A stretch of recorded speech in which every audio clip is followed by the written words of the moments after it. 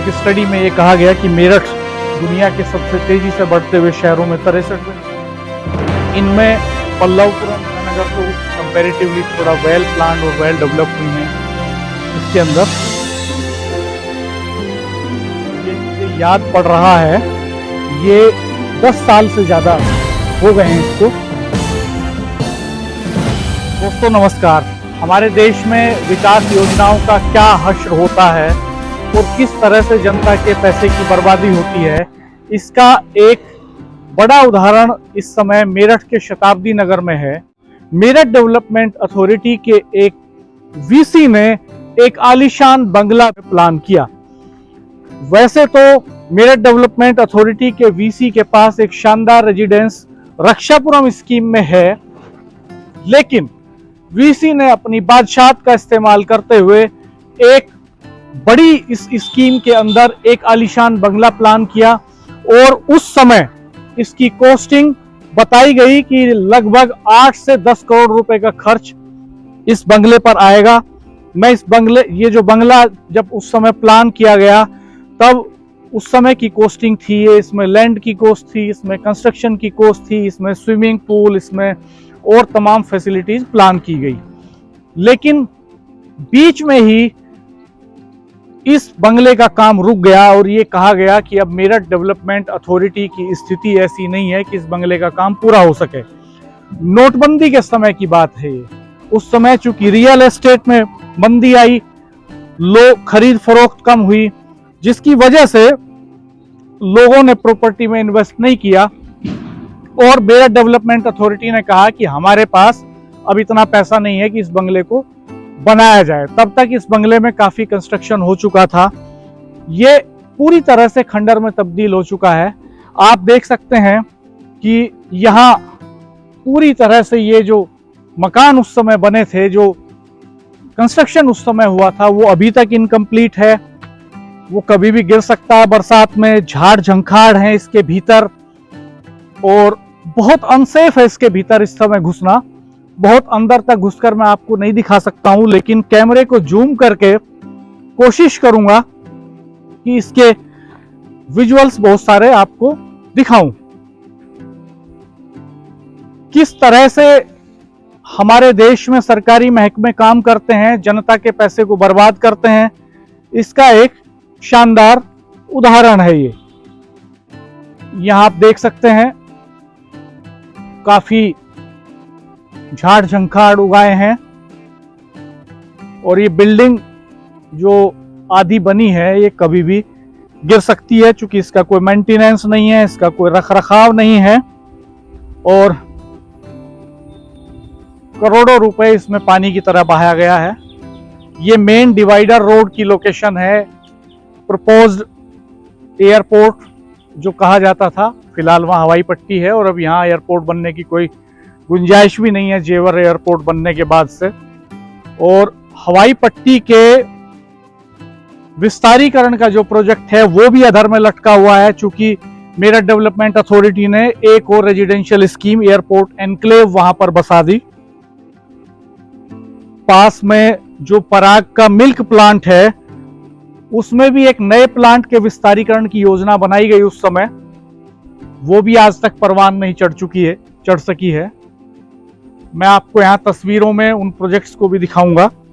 Airport enclave को भी आप देख सकते हैं। फिलहाल मेरठ डेवलपमेंट अथॉरिटी ने वहाँ अलॉटमेंट के लिए निकाला हुआ है, पहले आओ पहले पाओ के आधार पर।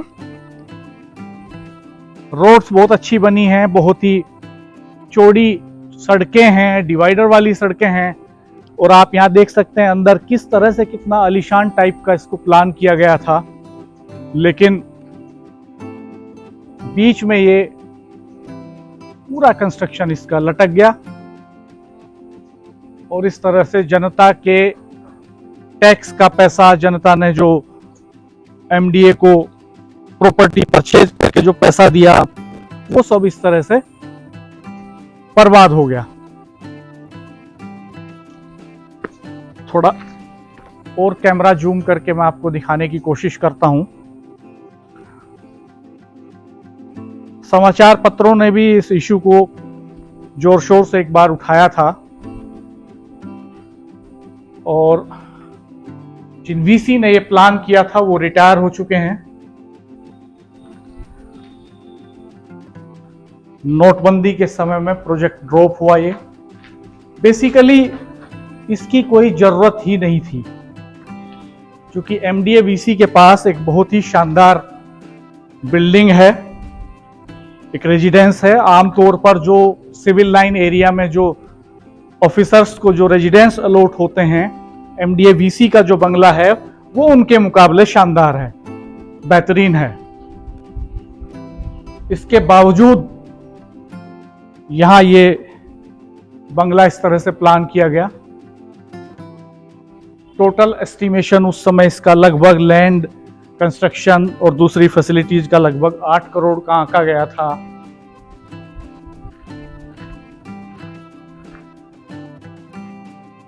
और अभी इसकी जो हालत है वो यहां आप देख रहे हैं।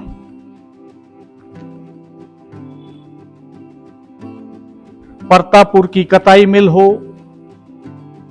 एमडीए वीसी का बंगला हो, या फिर एयरपोर्ट एनक्लेव हो, इन तमाम सारी स्कीम्स का यही हश्र हुआ है। मिसमैनेजमेंट एक बड़ी समस्या के तौर पर उभरा है। मेरठ शहर तेजी से विस्तार ले रहा है रैपिड ट्रेन हाईवे एक्सप्रेसवे के प्रोजेक्ट के बाद, और 2008 में एक स्टडी में ये कहा गया कि मेरठ दुनिया के सबसे तेजी से बढ़ते हुए शहरों में 63वें नंबर की सूची पर है। और ये जो रैंकिंग है मेरठ की, ये डे बाय डे इम्प्रूव होगी।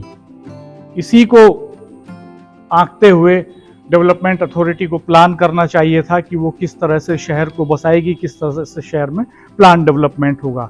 हम देखते हैं कि पिछले 20 सालों के भीतर जिस तरह से शहर में अनकंट्रोल्ड और अनप्लान्ड टाइप का डेवलपमेंट हुआ है, बहुत सारी कच्ची कॉलोनीज कटी हैं। बहुत सारी कच्ची कॉलोनीज के नाम जो है वो एमडीए की वेबसाइट पर आप देख सकते हैं। इस सब के साथ जो एमडीए ने अपनी स्कीम्स, बड़ी बड़ी स्कीम्स लॉन्च की थी, जिनमें शताब्दी नगर है, वेद व्यासपुरी है, गंगा नगर है, पल्लवपुरम फेज 1 फेज 2 है। ये सारी जो स्कीम्स हैं, इनमें पल्लवपुरम और गंगानगर तो कंपैरेटिवली थोड़ा वेल प्लान्ड और वेल डेवलप हुई हैं, लेकिन वेद व्यासपुरी, शताब्दी नगर की जो स्थिति है वो हम देखते हैं कि बहुत सारा हिस्सा अभी ऐसा बचा हुआ है जिनमें डिस्प्यूट्स हैं, लैंड एक्विजिशन के डिस्प्यूट्स हैं, इसके अलावा अलॉटमेंट के डिस्प्यूट्स हैं।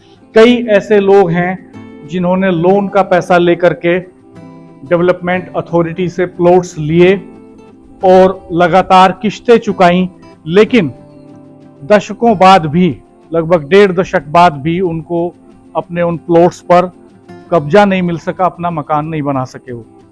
तो ये एक बड़ा संकट है जो हमने आज आपको यहाँ दिखाया है। जल्द ही कुछ और ऐसे बेहतरीन वीडियो लेकर के मैं आपके सामने हाजिर होऊंगा। तब तक चैनल को सब्सक्राइब कीजिएगा, बेल आइकन प्रेस कर दीजिएगा और मित्रों के साथ शेयर कीजिएगा। कमेंट बॉक्स में बताइएगा कि आपको ये वीडियो कैसा लगा। मुझे तो फिलहाल ये जो बंगला है एमडीए वीसी का, ये किसी भूत बंगले से कम नहीं लग रहा है। और इतना झाड़ झंखाड़ यहां पर है,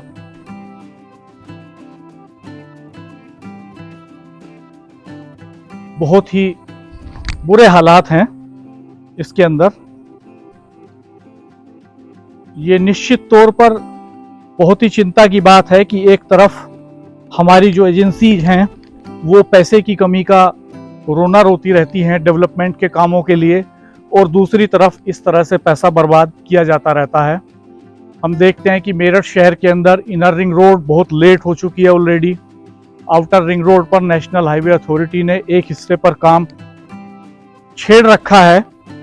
अगर आउटर रिंग रोड भी national highway authority of India को नहीं जाती तो शायद वो भी नहीं बन पाती। इनर रिंग रोड कभी झूलती रहती है पीडब्ल्यूडी, एमडीए और दूसरी अथॉरिटीज के बीच में, लेकिन सॉल्यूशन के लेवल पर कुछ नहीं है। शहर जाम से जूझ रहा है और दूसरी तरफ इस तरह के प्रोजेक्ट्स हैं जिनमें बेवजह मोटा इन्वेस्टमेंट किया जाता है पैसा बर्बाद किया जाता है। मैं इसका क्लेम नहीं कर रहा हूं कि यहाँ एग्जैक्ट इस जो प्रोजेक्ट की जो कॉस्ट है वो कितनी है, लेकिन मीडिया रिपोर्ट्स ये कहती हैं कि ये लगभग 8 करोड़ की कॉस्टिंग उस समय आकी गई थी इसकी, जब ये यहाँ पर बनना शुरू हुआ था। और पिछले लगभग जहाँ तक मुझे याद पड़ रहा है ये 10 साल से ज़्यादा हो गए हैं इसको। 10 साल से करोड़ों रुपए का एसेट इसी तरह से फंसा हुआ है। शताब्दी नगर स्कीम के कुछ और विजुअल्स, कुछ और वीडियो भी मैं अलग अलग आपको दिखाऊंगा, जिनको देख करके आपको पता चलेगा कि एक अच्छी खासी रेजिडेंशियल स्कीम का क्या हश्र किया है डेवलपमेंट अथॉरिटी ने।